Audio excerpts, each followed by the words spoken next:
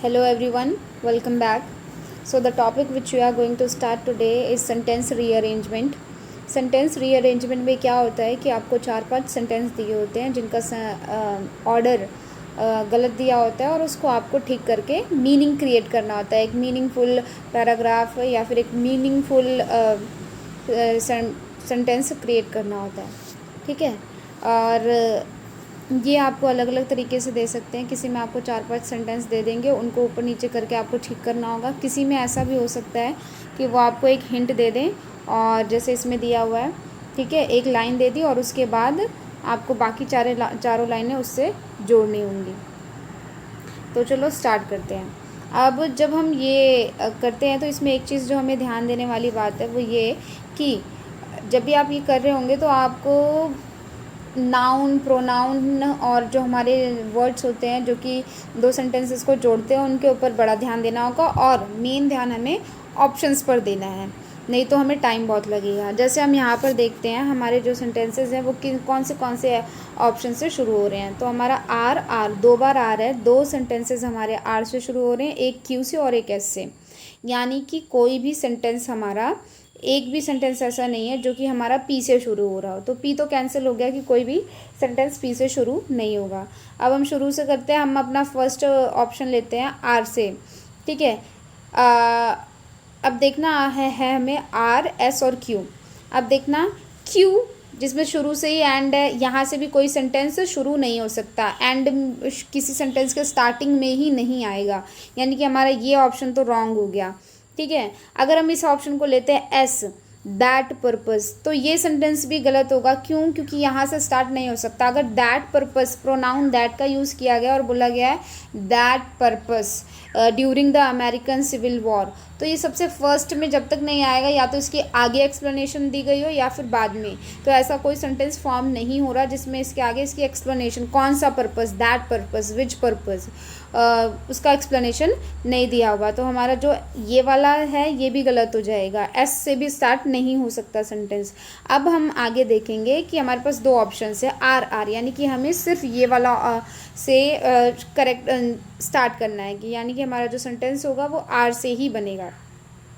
The salt Petre in bad dropping can also. अब हमें also के बाद देखना है कि क्या कनेक्ट हो सकता है। फिर हम अपने दोनों ऑप्शन को चेक करते हैं। एक ऑप्शन में क्यू लिखा हुआ है, देखो आर के बाद क्यू लिखा हुआ है, तो इसके बाद यानी कि एंड, ऑल्सो के जस्ट बाद एंड नहीं आएगा। That salt paper in Petre in bad droppings can also and, ये कोई सेंटेंस बन ही नहीं रहा, फॉर्म ही नहीं हो सकता, यानी कि हमारा ये भी गलत है। यानी कि हमारा कौन सा ऑप्शन सही होगा? फर्स्ट। तो सेंटेंस रीअरेंजमेंट में ये बहुत ज़रूरी है कि आप पूरा सेंटेंस खुद फ्रेम करने की जगह, खुद बनाने की जगह, पहले आप ये देखो कि सेंटेंस के ऑप्शंस जो हैं, हमें ऑप्शंस में क्या दिया हुआ है। तो अब नेक्स्ट देखते हैं। इसमें देखो, इस वाले में आपको ऊपर कोई भी हिंट नहीं दिया हुआ था, यहाँ पर एक सेंटेंस दिया, एक छोटा सा पार्ट दिया है सेंटेंस का, इन मे 1968। अब इसके आगे देखते हैं। पहले फिर से हम देखेंगे हमारे options, P, S, Q, P. हमारे पास दो पी है, ठीक है, एक क्यू है, एक एस है, यानी कि आर से कोई भी सेंटेंस नहीं बन रहा, ठीक है, आर से कोई भी सेंटेंस नहीं बन रहा। अब हम चलो क्यू से शुरू करते हैं। अनरेस्ट अमंग, जैसे अगर हम ये वाला ऑप्शन लेते हैं कि क्यू से शुरू करके देखते हैं, unrest among students in Latin Quarter to आ। अब अनरेस्ट अमंग, अनरेस्ट जो है यहाँ से कोई सेंटेंस शुरू ही नहीं होगा, अनरेस्ट, क्योंकि सिंपल,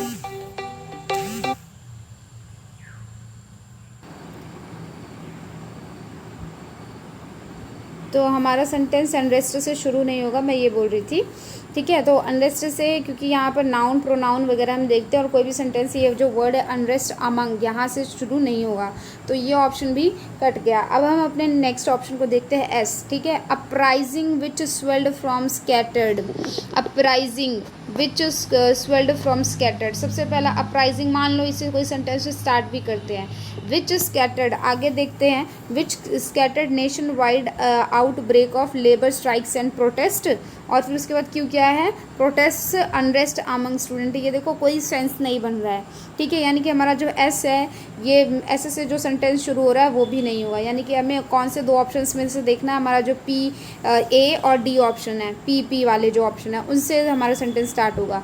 तो देखो इन मई 1968 अपराइजिंग विच ये बन नहीं रहा था, इसलिए हमने एस को कट कर दिया था। अब हम देखेंगे इन मई 1968, ऊपर जो हमारा हिंट दिया था उसके साथ जोड़ते हैं। In May 1968 Paris was rocked by a great student, ठीक है। अब इसके बाद दोनों में देखो एस एस दिया हुआ है, यानी कि एस तो आएगा ही। तो Paris was rocked by a great student uprising which swelled from scattered. आगे अब हमें क्या लेना है, स्कैटर्ड नेशन वाइड आउटब्रेक या फिर scattered unrest among students in the Latin Quarter. देखो scattered nationwide outbreak of labour strikes and protests, unrest among student, ये और ये सेंटेंस आपस में अच्छे से मैच नहीं हो रहे हैं, ठीक है। ये दोनों जो पी एस तक तो ठीक था, लेकिन अगर आप आर क्यू के ये वाले ऑर्डर में जाओगे तो यहाँ प्रोटेस्ट के जस्ट बाद अनरेस्ट जब आ रहा है तो ये सेंटेंस का कोई मीनिंग नहीं बन रहा है, इस वजह से हम इसको नहीं लेंगे, ठीक है। तो हम क्या करेंगे, nation wide outbreak of labour strikes protest वाला हम इसको बाद में रखेंगे और जो हमारा क्यू वाला था उस ऑप्शन को पहले रखेंगे क्योंकि वो अच्छे से कनेक्ट हो रहा है, ठीक है। आई होप आपको समझ में आया होगा और इस वजह से ये हमारा ये वाला लास्ट हो जाएगा। तो लास्ट हमेशा हमें याद रखना है कि सेंटेंस रीअरेंजमेंट में ऑप्शंस बहुत इंपॉर्टेंट है, ऑप्शंस पे ध्यान देना बहुत ज़रूरी है। नेक्स्ट हम देखते हैं, यहाँ पर भी पहले हम ऑप्शंस को देखते हैं। अब देखो आपके लिए बहुत ईजी इन्होंने कर दिया है, इन्होंने डी से 2 ऑप्शन दिए हैं, सी से 2 ऑप्शन दिए हैं, यानी कि ए से सेंटेंस स्टार्ट नहीं हो रहा, बी से भी स्टार्ट नहीं हो रहा और ई से भी स्टार्ट नहीं हो रहा, सीधे सी और डी से। तो अब देखो Abhilash Tomy who was sailing solo, या तो इससे स्टार्ट होगा, इन a message via satellite phone, इससे स्टार्ट होगा। दोनों से ही सेंटेंस बन सकते हैं, अब ये याद रखना है। तो हम एक एक करके चलते हैं, क्योंकि इन अ मैसेज विया सैटेलाइट, यहाँ इन से भी अब आप ये सोचना कि अरे इनसे कोई सेंटेंस कैसे शुरू हो सकता है, होता है, ठीक है। इन अ पार्टी ऐसे करके और उसके बाद ऐसे आगे चल के कंटिन्यू हो सकता है। तो यानी कि दोनों ही सेंटेंस ऐसे हैं जिनसे कि कोई भी दोनों ही जो ये आपको पार्ट दिया हुआ है दोनों से ही सेंटेंस को शुरू किया जा सकता है। तो सबसे पहले हम डी से शुरू करते हैं, फर्स्ट ऑप्शन लेते हैं। मान लो हमने इन से शुरू किया, in a message via satellite phone. अब इसके आगे देखो क्या दिया हुआ है, in a satellite phone after a serious injury, ये जो फ़ोन के बाद after a serious injury during a storm दिया हुआ है, ये दोनों अच्छे से कनेक्ट नहीं कर रहे हैं। अगर इसका मीनिंग आप देखोगे तो कोई सेंसिबल मीनिंग नहीं बन रहा है, तो ये कनेक्ट नहीं हो रहा, तो ये दोनों आपस में नहीं जाएगा, यानी कि हमारा जो फर्स्ट ऑप्शन है वो कट जाएगा। नेक्स्ट हम सी ऑप्शन देखते हैं, ठीक है। अगर हम सी से स्टार्ट करते हैं, Abhilash Tomy who was sailing solo, उसके बाद क्या दिया हुआ डी, इन अ मैसेज। अब देखो who was sailing solo in a message विया, अब मैसेज में कोई कैसे सेल करेगा, सेलिंग मतलब ये बेचने वाला सेल नहीं है, दूसरा जो सेल होता है वो है, तो ये वाला भी गलत है, ठीक है, ये ऑप्शन भी नहीं हो सकता। अब इस वाले ऑप्शन पे आते हैं D, in a message via satellite phone Abhilash Tomy who was sailing solo. अब ये देखो ये करेक्ट ऑप्शन की एक मैसेज था जो कि सैटेलाइट फ़ोन के थ्रू था, उसमें अभिलाष और Tommy, in a message via satellite phone Abhilash Tomy जो कि सेलिंग सोलो, जो कि सोलो कर रहा था, ठीक है, around the world had asked for. तो ये देखो ये पूरा सेंटेंस मीनिंगफुल है, तो इस वजह से ये वाले सेंटेंस को आप प्रेफर कर सकते हो। फिर आप बोलोगे कि ये वाला क्यों नहीं है, इसको भी एक बार ये देख लेते हैं। Number C, Abhilash Tomy who was sailing solo around the world had asked for help as he was rendered immobile in a message. देखो यहाँ तक तो फिर भी ठीक था, लेकिन ये वाला जब इससे कनेक्ट होने लग गया तो यहाँ पे प्रॉब्लम हुई, इस वजह से लास्ट वाला भी नहीं हुआ। तो 3/3 जो है वो हमारा करेक्ट होगा।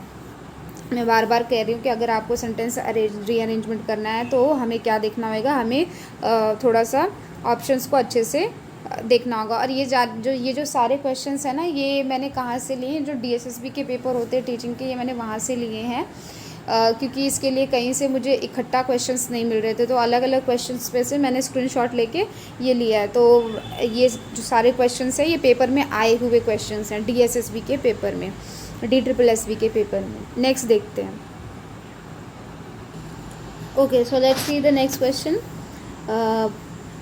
यहाँ पर भी ये इस टाइप का क्वेश्चन है जिसमें आपको यहाँ पर एक फर्स्ट दिया हुआ है सेंटेंस, फर्स्ट पार्ट, और ये सेकंड पार्ट, ठीक है। ये थर्ड टाइप है। एक था जिसमें आपको डायरेक्ट क्वेश्चंस दिए थे और डायरेक्ट सेंटेंसेस दिए थे, उसको ऊपर नीचे करना था। एक टाइप था जिसमें आपको ऊपर सिर्फ हिंट दिया था और फिर सारे क्वेश्चंस आपको, सारे सेंटेंसेस आपको ऊपर नीचे करके उसके साथ कनेक्ट करने थे। इसमें आपको फर्स्ट बिगिनिंग पार्ट और एंडिंग पार्ट दिया है और बीच का जो है वो आपको गेस करना है कि कैसे होगा। तो यहाँ पर अगर हम देखते हैं, सबसे पहले तो सारे हमारे ऑप्शंस पी से शुरू हो रहे हैं, यानी कि हमारा जो फर्स्ट सेंटेंस होगा वो तो डेफिनेटली पी वाला ही होगा, यानी कि her own account of her escape is as usual, ठीक है। चलो, तो ये चीज़ तो क्लियर हो गई। अब पी के बाद क्या आएगा, सो के बाद मतलब क्या आएगा, तो सो वाले में अगर देखेंगे तो एक बार आर को लिया हुआ है, एक बार एस को लिया हुआ है, एक बार क्यू को भी लिया हुआ है।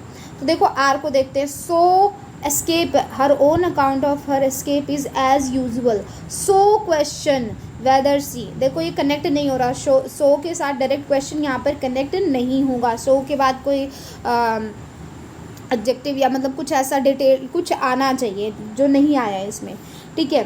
तो यानी कि ये वाला तो गलत हो गया। फिर इसके बाद क्यू वाले को देखते हैं, क्यू वाला क्यों गलत होगा।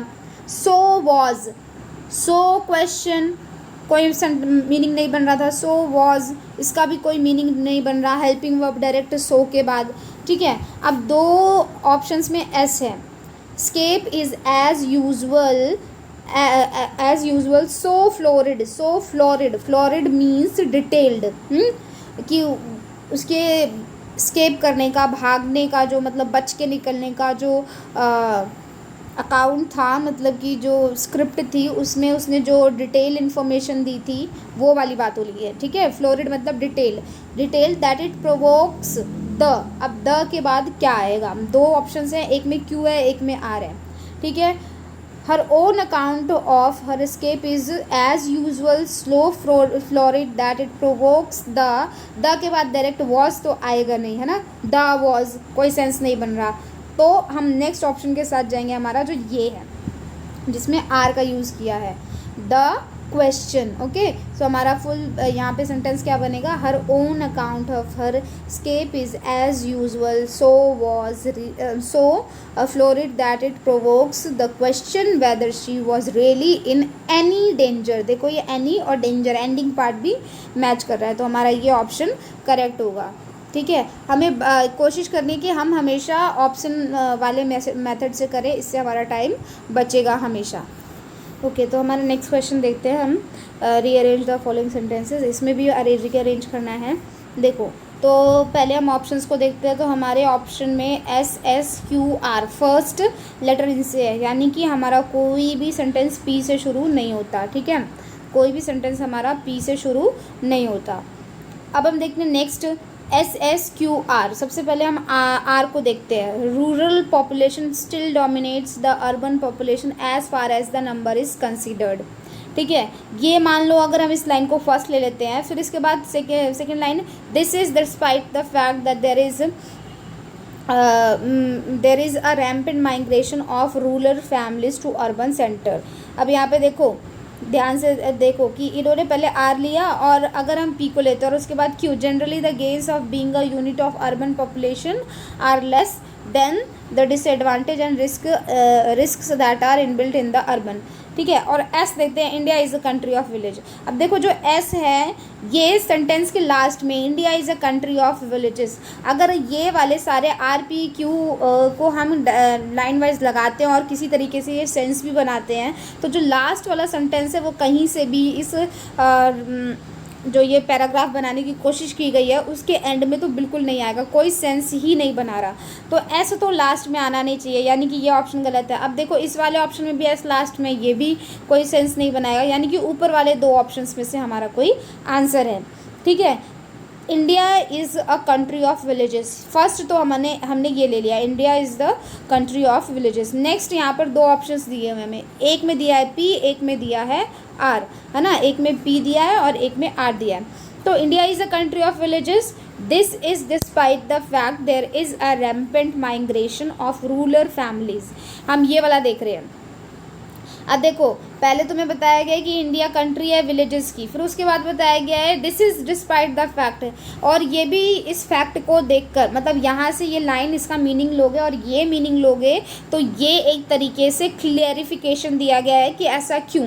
तो इंडिया विलेजेस की कंट्री ऑफ विलेजेस है, उसका क्लैरिफिकेशन तो ये कहीं से बनता नहीं है ना। तो हम इस पे जाते, देखो India is a country of villages, second point लिखा है R rural still dominates the urban population. फिर बताया गया है कि विलेजेस में जो रूरल पॉपुलेशन है वो ज़्यादा रहती है, और फिर उसके बाद उसका क्लैरिफिकेशन दिया, मतलब एक रीज़न दिया गया है कि ये तब की है जबकि बहुत सारे लोग माइग्रेट करते हैं अर्बन सिटीज़ में। तो यहाँ पर भी हमें ऑप्शन से पता चला है।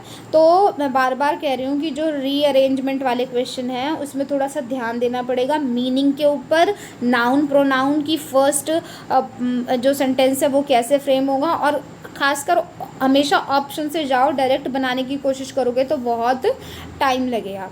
ठीक है, तो ये सारा था, आप इसको एक दो बारी देखो, और आप गूगल पे सर्च मारोगे तो आपको बहुत सारे क्वेश्चंस, मतलब ऑनलाइन क्वेश्चंस मिल जाएंगे जिसमें आप अटेम्प्ट कर सकते हो, इसको ट्राई करके देख सकते हो कि आप जो कर रहे हो वो सही है या गलत है। आप गूगल पे सेंटेंस रीअरेंजमेंट मांगोगे, मतलब लिख के सर्च करोगे तो बहुत सारे ऑनलाइन क्विजेस आएंगे, उसके आप उसमें आप जाके चेक कर सकते हो कि आपको कितना सही आ रहा है, नहीं आ रहा है या नहीं आ रहा है, प्रैक्टिस करके देख सकते हो। अच्छा, एक चीज़ और, ये जो है ये छोटे छोटे सेंटेंस रीअरेंजमेंट है, कुछ सेंटेंस रीअरेंजमेंट बहुत बड़े बड़े भी होते हैं, लेकिन क्योंकि आपका जस्ट जैसे ये वाला देखो ये कितना बड़ा है, ये वाला कितना बड़ा है, लेकिन ये जो बड़े वाले सेंटेंस रीअरेंजमेंट है ये आपके पेपर में आएंगे नहीं, क्योंकि मेनली ये आपका जस्ट एंट्रेंस का एग्जाम है, तो इतना बड़ा तो वो सेंटेंस रीअरेंजमेंट देंगे नहीं, छोटे छोटे से देंगे। तो आप छोटे छोटे वाले रीअरेंजमेंट की, सेंटेंस रीअरेंजमेंट की प्रैक्टिस करो, और इसको प्रैक्टिस करते करते जब आप अच्छे से करने लग जाओ तो फिर आप बड़े वाले को भी ट्राई करके देख सकते हो। So this was all for today, thank you for watching the video.